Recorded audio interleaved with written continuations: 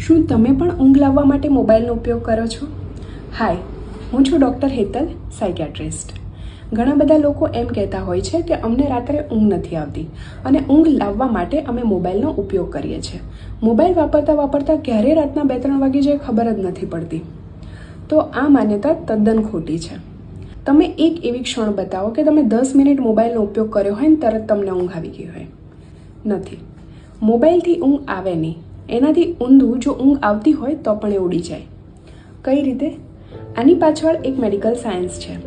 ઈશ્વરે આપણા મગજમાં એક બાયોલોજિકલ ક્લોક ફિટ કરેલી છે, જે આપણા સૂવાનો અને જાગવાનો ટાઈમ નક્કી કરે છે.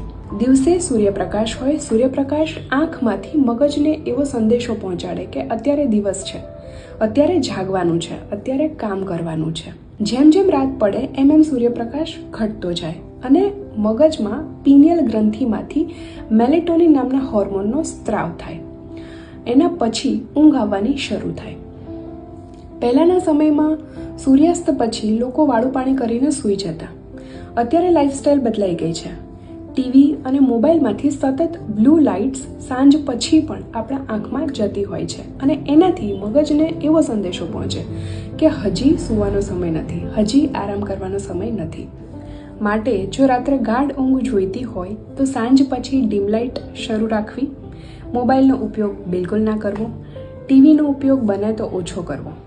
હવે આ નવા રૂટીનમાં સેટ થતાં માઇન્ડને થોડો ટાઈમ લાગશે, કારણ કે આગળના રૂટીન સાથે માઇન્ડ વર્ષોથી ટેવાઈ ગયું છે.